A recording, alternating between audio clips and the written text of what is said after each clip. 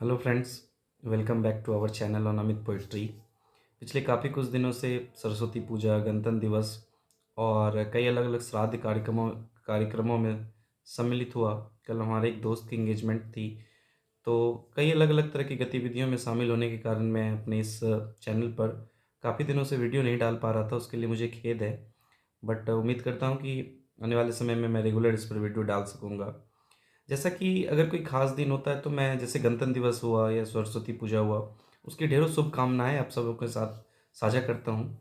लेकिन आज एक ऐसा दिन है जिसे बोलते हुए थोड़ी झिझक भी होती है और इसकी शुभकामनाएँ नहीं दी जा सकती।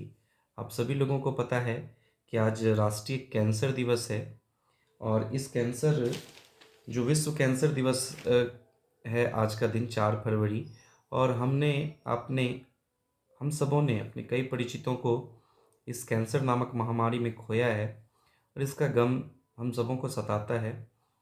और कई ऐसे परिचित हैं, मैं नाम नहीं लेना चाहूँगा, लेकिन कुछ हमारे अपने, कुछ हमारे ख़ास, कुछ हमारे दोस्तों के परिवार से, कुछ हमारे रिश्तेदारों के परिवार से, कुछ हमारे बिल्कुल करीबी, कुछ हमारे जान पहचान के, कोई हमारे गुरु, कई अलग अलग लोगों ने, हर उम्र के लोगों ने, वो बूढ़े हों, जवान हों, बच्चे हों, सभी उम्र वर्ग के लोगों को हमने इस महामारी के कारण खोया है। तो इसका खेद है और आप समझ सकते हैं कि क्या बीतती है उन पर, जिनके परिवार वालों को इस तरह की गंभीर बीमारी होती है। तो उन सभी लोगों के साथ हमारी, आपकी सबों की संवेदनाएं हैं, उनके परिवार वालों के साथ, कि इस मुश्किल वक्त में जिस दौर से वो गुजरते हैं, ऊपर वाला उसकी रक्षा करे। और मैं आज कुछ वो साझा करना चाहता हूँ जिससे कि आज आप इस गंभीर बीमारी से बच सकते हैं। जैसे कि भारत में पुरुषों में फेफड़ों की और महिलाओं में ब्रेस्ट कैंसर सर्वाधिक होता है। तो कुछ चीज़ें हैं जो आपको तमाम तरह की तो नहीं, लेकिन कुछ प्रकार के कैंसरों से बचाते हैं। जैसे रात्रि भोजन जो हम लोग करते हैं, तो उसका अगर समय निर्धारित कर लिया जाए कि हमें 9 बजे से पहले, जैसे कह रहे हैं कि अगर आप दिन का भोजन कब करते हैं और उसके बाद सोने कब जाते हैं, इसके बीच का अंतर, दिन का अंतिम भोजन आप कब करते हैं और इसके बाद सोने कब जाते हैं, इसके बीच 2 घंटे का गैप होना चाहिए। यानी अगर आप 9 बजे सोते हैं तो रात्रि भोजन यदि आप 9 बजे सोते हैं तो रात्रि भोजन 7 बजे कर लेना चाहिए। यदि आप 11 बजे सोते हैं तो आपको रात्रि भोजन 9 बजे कर लेना चाहिए। इस प्रकार करने से प्रोस्टेट और ब्रेस्ट कैंसर का खतरा 20% तक कम हो जाता है। दरअसल देर रात खाने से सर्केडियन रिद्म यानी बॉडी ब्लॉक बिगड़ती है, जिससे नींद की गुणवत्ता घटती है और कैंसर का खतरा बढ़ जाता है। और जैसा कि हम सभी लोग सुनते आ रहे हैं पुराने समय से, कि हम लोगों को कोई भी बीमारी होता है या किसी भी चीज़ में लोगों को कहा जाता है कि पानी ज़्यादा पीजिए। तो प्रतिदिन पर्याप्त मात्रा में पानी पीने से ब्लैडर कैंसर का खतरा कम होता है। अमेरिकन कैंसर सोसाइटी के अनुसार प्रतिदिन लगभग 2 लीटर पानी या तरल पदार्थ का सेवन किया जाए, यह ब्लड के कैंसर के खतरे को कम करता है। साथ ही यह कोलन कैंसर से भी बचाता है। तो रोजाना अगर हम लोग 2 लीटर पानी पीते हैं तो कुछ कैंसर की बीमारियों से बचा जा सकता है। दरअसल पानी या तरल पदार्थ कैंसर पैदा करने वाले विषाक्त पदार्थों को शरीर से बाहर निकाल देता है, साथ ही उन्हें बनने से भी रोकता है। तो उम्मीद करता हूँ कि हम सभी लोग इस चीज़ों का अमल करेंगे। अभी मैं और भी कुछ चीज़ें शेयर करता हूँ। तो 2 लीटर पानी पीना कोई बहुत बड़ी बात नहीं है, दिन में हम लोग इसे आसानी से कर सकते हैं।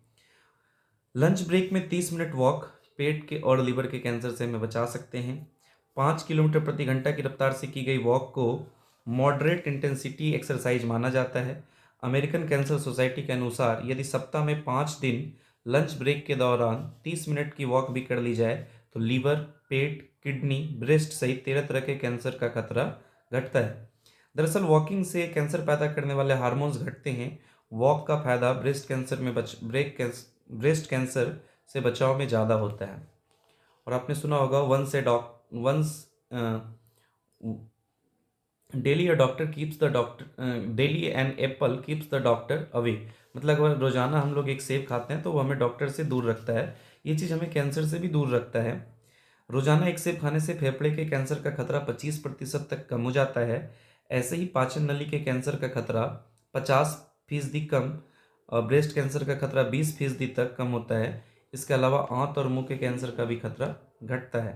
दरअसल इटली की पेरुंगिया यूनिवर्सिटी के अनुसार सेब में फ्लेवोनाइड्स पाए जाते हैं जो कैंसर और हृदय के रोग का खतरा कम करते हैं। और कभी कभी जैसे कि शरीर हमारा जो मेटाबॉलिज्म काम करता है, हम लोग डेली सप्ताह में 7 दिन अगर खाते हैं तो हमारे शरीर की जो इन अलग अलग चीज़ें होती है, जो पद्धतियाँ अंदर काम करती है, उसमें कुछ ना कुछ सिस्टम में फॉल्ट आ जाता है। तो जब आप ज़्यादा कोई चीज़ काम करने लगते हैं तो थक जाते हैं, तो थोड़ा आराम करते हैं।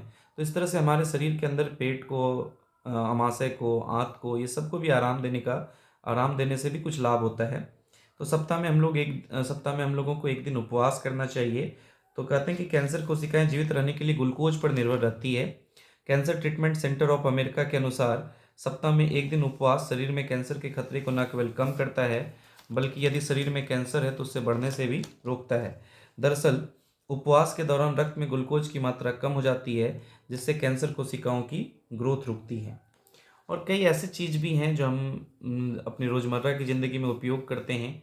मेरी सलाह है कि आप उन चीज़ों का उपयोग ना करें, तो आप और हम कैंसर से बच सकते हैं। मैं ये तो नहीं कहूँगा कि पूरी तरह से बच जाएँगे, आप सुरक्षित हो जाएँगे, लेकिन चूँकि जैसा आजकल का हम लोगों का दिनचर्या है या रोज़मर्रा की ज़िंदगी में हम लोग तमाम वैसे तरह की चीज़ों का उपयोग करते हैं, जिसे नहीं करना चाहिए। जैसे डिब्बाबंद भोजन, जो प्रिज़र्वेटिव के साथ यूज़ किया जैसा भोजन है, जो लंबे समय तक डब्बे में पैक रहता है और उसे हम लोग यूज़ कर लेते हैं खाने के नाम पे, तो वो नहीं करना चाहिए।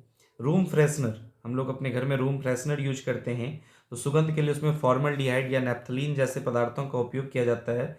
ये रूम फ्रेशनर्स हवा में ऐसे केमिकल्स रिलीज़ करते हैं, जो कैंसरजेनस होते हैं, मतलब कैंसरस होते हैं। तो इस तरह की चीज़ों से बचना चाहिए।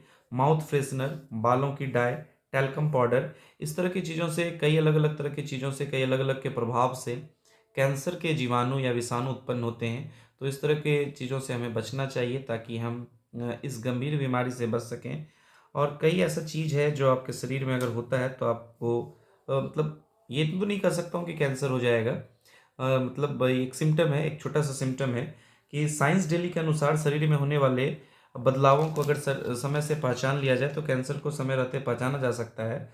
शरीर में होने वाले ये 4 संकेत ही खतरों की तरफ इशारा करते हैं। पहला, थकान। ज़रूरत से ज़्यादा थकान हो रही और आराम के बाद भी दूर ना हो तो ब्लड कैंसर का संकेत हो सकता है। प्रोस्टेट कैंसर की एडवांस स्टेज में भी बहुत थकान होती है। मैं ये सारी जानकारियाँ आपको दैनिक भास्कर के माध्यम से दे रहा हूँ, चूँकि दैनिक भास्कर न्यूज़पेपर में आज मैंने ये पढ़ा, तो सोचा कि आप लोगों के साथ ये शेयर करता चलूँ। बुखार, यदि बुखार बार-बार और अधिकतर रात के समय आए और साथ में पसीना भी निकले, तो संक्रमण के कोई अन्य लक्षण ना दिखाई दें, तो ये भी कैंसर का एक संकेत हो सकता है। अगर ऐसे कोई संकेत किन्हीं भी लोगों को हो, तो वो जल्द से जल्द नज़दीकी अ, अस्पताल में संपर्क करें और इसके बारे में विशेष छानबीन कर अपने स्वास्थ्य की निगरानी स्वयं करें। दर्द, कैंसर में होने वाला दर्द शरीर में लगातार बना रहता है। दर्द जब शरीर में एक स्थान से दूसरे स्थान पर फैल जाता है, तो सतर्क हो जाना चाहिए, चूँकि यह कैंसरस हो सकता है। वज़न, यदि नियमित दिनचर्या में बिना किसी बदलाव के 5 किलो या उससे ज़्यादा वज़न घट जाता है, तो सतर्क हो जाइए, क्योंकि अग्नाशय, पेट, फेफड़ों और कैंसर के अग्नाशय, पेट और फेफड़ों के कैंसर में वज़न तेज़ी से गिरता है। तो कई ऐसी चीज़ें हैं जो हमारे आस-पास हो रही है, हमारे साथ, हमारे अपनों के साथ, किसी परिचितों के साथ हो रही है, और ये बदलाव हम और आप देख सकते हैं, महसूस कर सकते हैं। मैं मेडिकल साइंस का तो स्टूडेंट नहीं रहा हूँ, मैं केमिस्ट्री की पढ़ाई करता हूँ और पढ़ाता भी हूँ। लेकिन कम से कम इतना तो पता है कि ये जो कैंसरस सेल होते हैं उसकी वृद्धि जो है वो ज्योमेट्रिक प्रोग्रेशन के हिसाब से होती है, गुणोत्तर श्रेणी के हिसाब से होती है।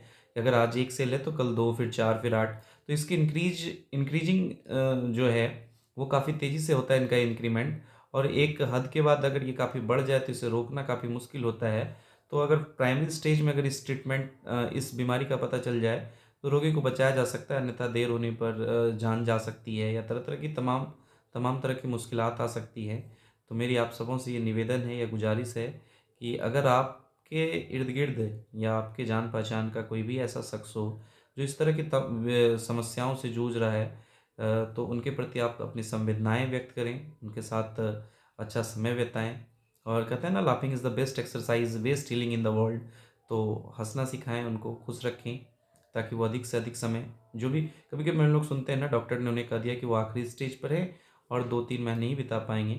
तो उस मुश्किल घड़ी में, उस मुश्किल दौर से जब वो गुज़र रहे होते हैं, तो उनके परिवार वालों का साथ दें, अच्छे से उनके साथ व्यवहार करें, सारा कुछ भूल कर द्वेष, ईर्ष्या, भेदभाव ये सब कुछ भूल कर उनको एक अच्छा जो भी बचे-कुचे समय है उनको वो अच्छे से व्यतीत कर सकें। ऐसे मैं आप सबों से निवेदन करता हूँ, गुज़ारिश करता हूँ और आप सभी भी अपने स्वास्थ्य का अच्छे से ध्यान रखें और तंदुरुस्त रहें। यही जीवन आपका जीवन सेहतमंद हो, आप एक अच्छी ज़िंदगी व्यतीत कर सकें, ऐसी मैं कामना करता हूँ।